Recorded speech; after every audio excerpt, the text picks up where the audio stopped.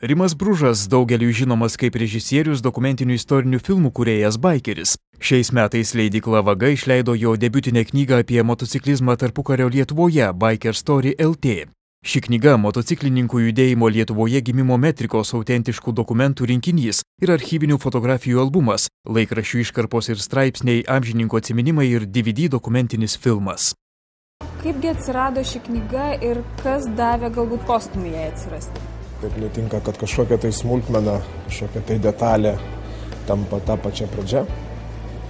Šiuo atveju tai tapo ženklelis, kuris yra knygos nugarinėje dalyje. Jame užfiksuotas yra 1930 metais įvykęs tarptautinis motociklininkų suvažiavimas Kaune. Jisai buvo skirtas Vytauto didžiojo mirties 500 metų jubiliejui. Ir pamažu truputėlį toks profesinis smalsumas pastumėjo pasižiūrėti, kas tam per renginys 30 metais, koks tas klubas, kuris organizavo tą renginį, pamažu tą sniego gniūžtę, jinai vyniojosi ir nusiviniojo. Kai buvo atrasti dokumentai, tai yra Lietuvos motociklininkų klubo arba LMK įstatai, 28 metais, birželio 11 dieną, jie buvo užfiksuoti Kauno apskrities administracijos viršininko raštinėje, tada tapo aišku, kad tai yra Lietuvos motociklizmo gimimo liudijimas ir be knygos čia neišsisuksi. Kaip seniai jūs pats domitės baikerių judėjimu ir motociklizmo apskritai? Aš pats važinėju nuo 17 metų, tai daugiau negu pusę savo sąmoningo gyvenimo, o tas domėjimasis tiek, kiek buvo pačioj knygos pradžioj, tai taip aktyviai domiuosi, jeigu atsakant tiesiai šitą klausimą, 4 metus. Knygoje apžvelgiama Lietuvos motociklizmo istorija nuo 1918 iki 40 metų. Kodėl pasirinkote būtent tarpukario laikotarpį? Tarpukario laikotarpis buvo pasirinktas neatsitiktinai, nes Lietuvos motociklizmas gimsta būtent tuo laikotarpiu, natūralu, pati Lietuvos Respublika atsikūrė 18 metais.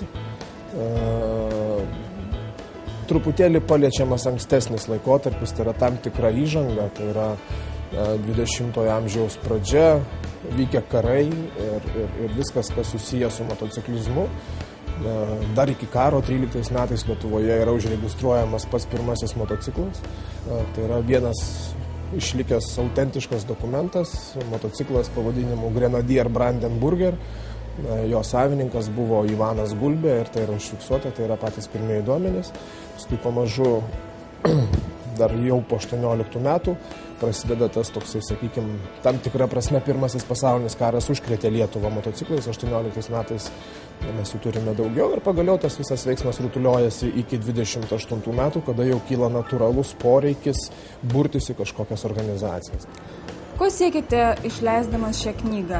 Ar labiau populiarinti motociklizmą Lietuvoje, ar užpildyti tam tikrą spragą Lietuvos bibliografijoje?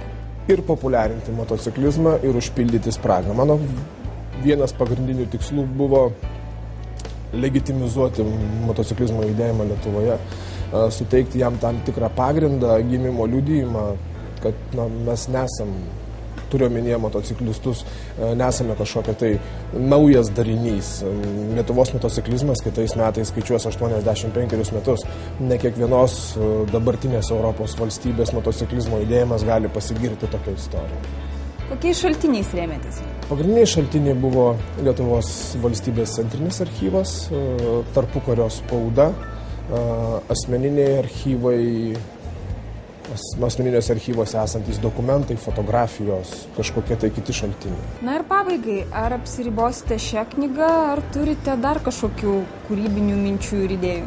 Yra sumanymas, kad Biker Story LT turėtų virsti trilogijai. Tai yra pirmoji dalis skirta tarpukario Lietuvai, pirmai Lietuvos Respublikai, antroji knyga turėtų būti skirta sovietmečiui, tai laikotarpis 40 metai 88. Ir trečioji trilogijos dalis skirta jau dabartiniams laikams su daugtaškiu.